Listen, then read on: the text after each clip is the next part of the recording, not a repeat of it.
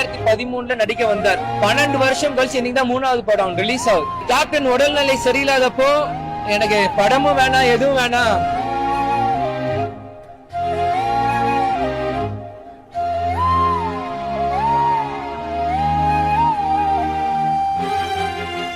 அப்பாவோட இருந்து அவர் எப்பயாச்சும் நல்ல பண்ணி இந்த மக்களுக்கு கொண்டு வரணும்.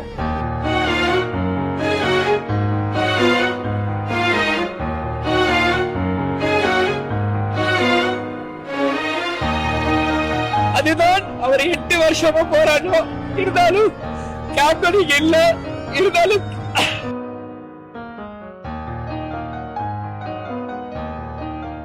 கேப்டன் உங்க சொத்து, நாங்களும் உங்க சொத்து. நான் எல்லா மேடையிலையும் சொல்றதான், கேட்பது என் உரிமை, கொடுப்பது உங்கள் கடமை.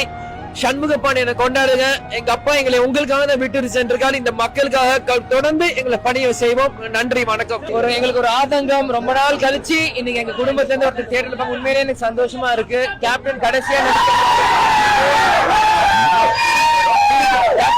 நடிச்ச படம் விருதகிரி 2010 ரிலீஸ் ஆச்சு. பிறகு 2015 சண்முகப்பாண்டியனோட சகாப்தம் பண்ணாரு. ரொம்ப நாளுக்கு அப்புறம் இன்னைக்கு கேப்டன் ஏஐல இன்னைக்கு ஷம்முவோட நடிச்சு வர காட்சிகள் உண்மையிலேயே ரொம்ப சூப்பராக இருக்கு.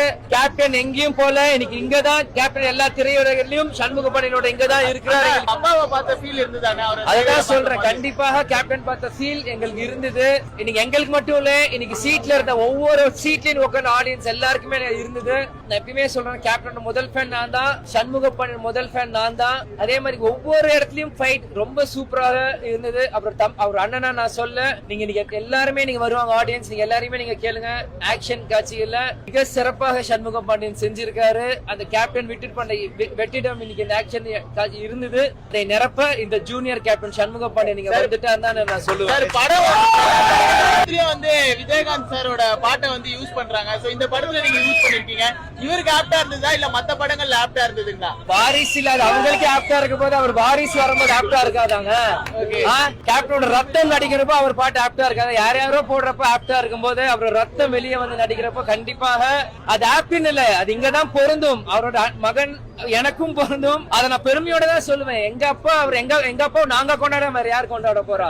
அதனால நிச்சயமாக அது ஒவ்வொரு காட்சியிலுமே எங்களுக்கு பொருந்தும் நான் சொல்லுவேன். இந்த 2025 பிளாக் பஸ்டரா இருக்குமா இந்த படம்? 2020 கண்டிப்பாக இருக்கும். எனக்கு பாருங்க, கண்டிப்பாக இது ஒரு மிகப்பெரிய பிளாக் பஸ்டராக சண்முகப்பாண்டியனுக்கு இருக்கும். இந்த படம் 2025 தவிர்க்க முடியாத ஒரு படமாக இருக்கும். கோட் படத்துல விஜயகாந்த் சார காமிச்சிருந்தாங்க. சோ இந்த படத்துலயும் காமிச்சிருக்காங்க. கோட் முடிஞ்சு அடுத்த படம் வந்துருச்சுங்க. இந்த படத்தை பத்தி பேசுங்க நீங்க. எப்படி இருக்கு? நானும் ஷம்முமே இங்க அந்த காட்சி வரும்போது நாங்க கண் கலங்கிட்டோம். அது கேமரா நீங்க கவர் பண்ணல, நாங்க உண்மையிலே நாங்க 2 பேரும் கண் கலங்கிதான் அந்த காட்சியை பார்த்தோம். ஏன்னா நானும் என் தம்பி சொல்றேன், எங்க உயிர் கடைசி போற வரைக்கும் எங்க அப்பா எங்க நினைவுல இருப்பாரு. ஒவ்வொரு நாளும் எங்க அப்பாவை நினைச்சிட்டு இருக்கோம்.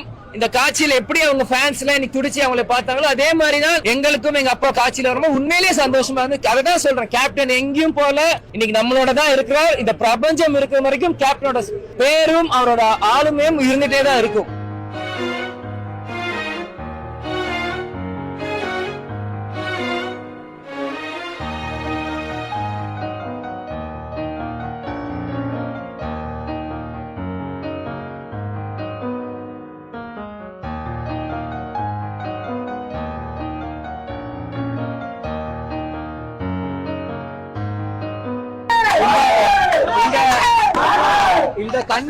இந்த கண்ணீர் இப்ப அழுதாருல சண்முகப்பாண்டியன் வந்து 2013 நடிக்க வந்தார். 12 வருஷம் கழிச்சு இன்னைக்கு தான் 3வது படம் ரிலீஸ் ஆகுது. கேப்டன் உடல்நிலை சரியில்லாதப்போ எனக்கு படமும் வேணாம் எதுவும் வேணாம்,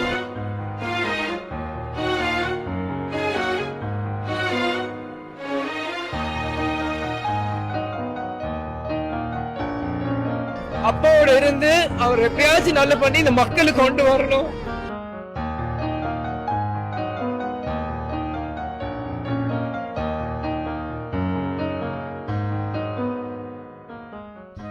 அதுதான் அவர் 8 வருஷமா போராட்டம்.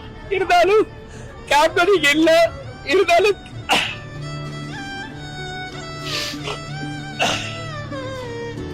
கேப்டன் உங்க சொத்து, நாங்களும் உங்க சொத்து. நான் எல்லா மேடையிலையும் சொல்றதான், கேட்பது என் உரிமை, கொடுப்பது உங்கள் கடமை. சண்முக பாண்டியனை கொண்டாடுங்க. எங்க அப்பா எங்களை உங்களுக்காக தான் விட்டு சென்றிருக்காரு. இந்த மக்களுக்காக தொடர்ந்து எங்களை பணியை செய்வோம். நன்றி, வணக்கம்.